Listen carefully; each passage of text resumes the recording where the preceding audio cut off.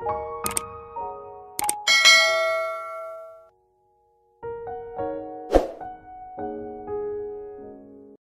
বন্ধুরা, আজকে আবার একটা নতুন ভিডিও নিয়ে এসে পড়লাম।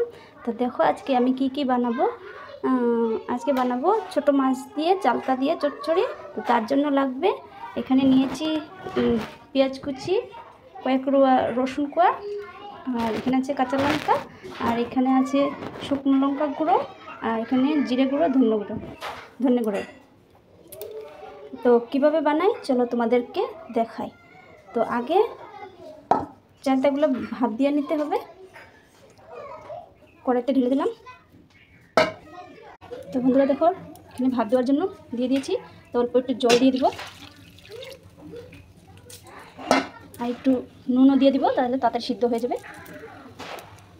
এবারে একটু ঢেকে দিব, 5 মিনিট মান সিদ্ধ করলে হয়ে যাবে। তো বন্ধুরা, চালটাগুলো ভাপ দেওয়া হয়ে গেছে, বেশি ভাপ দিব না, এবং জলগুলো ছেঁকে নেব। তো এদিকে মাছগুলো ভেজে নেই, তার জন্য কড়াইটা বসে দিয়েছি, গরম হতে দিচ্ছি। তো মশলাটা পেস্ট করার জন্য রেডি করে নিয়েছি। এখানে গুঁড়ো মশলাটা একটুখানি জল দিয়ে ভিজিয়ে দিব, না হলে শুকনো শুকনো দিলে পড়ে যাবে। দেখো বন্ধুরা, আমার কড়াইটা গরম হয়ে গিয়েছে। এখন আমি তেল দিয়ে দিব। তেলটা দিয়ে ভালো করে একটু নাড়িয়ে নেব।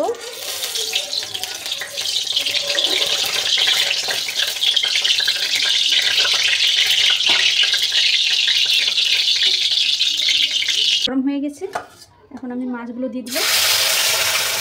মাছগুলো ভেজে নেব।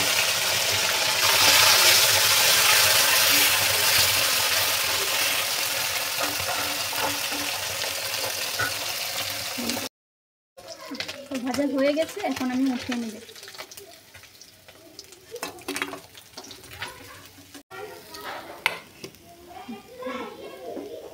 এখন আমি একটুখানি তেলটাতে ফোড়ন দিয়ে দেবো, 5 ফোড়ন।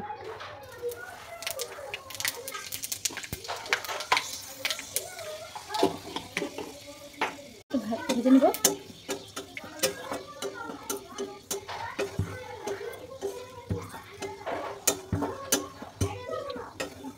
এখন ভাজা হয়ে গেছে 5 ফোড়নটা। এখন এখানে দিয়ে দেবো রসুন, পেঁয়াজ বাটা, কাঁচা লঙ্কা।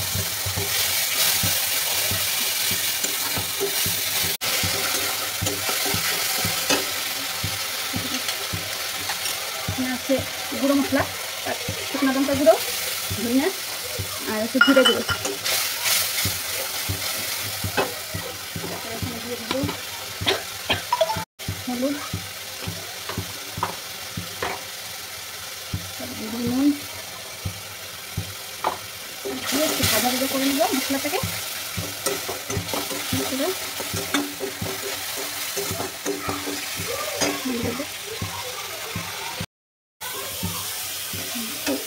ভাজা হয়ে গেছে মশলাটা, এখন আমি চালটাগুলো দিয়ে দিব। দিয়ে ভালো করে নাড়িয়ে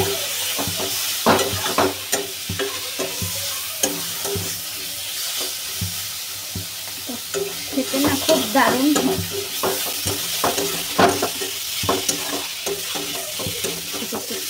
কষিয়ে নিব ভালো করে। কষানো হয়ে গেলে তারপরে অল্প করে জল দিব। কষানো হয়ে গেছে, এখন আমি অল্প করে জল দিয়ে দিব। জলটা দিয়ে ফুটতে দেবো অল্প সময়।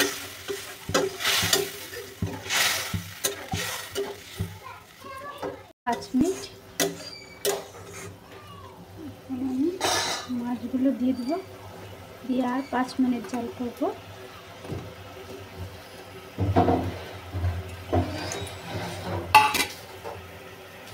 একবার এভাবে বানিয়ে কেমন হয়, এইভাবে একবার বানিয়ে খাই দেখবে তোমরা কি কেমন লাগে। দারুণ, আমার তো দারুণ লাগে খেতে। তোমাদেরও কেমন লাগে কমেন্টে জানাবে প্লিজ। তো হয়ে গেছে, এখন নামিয়ে দিলাম।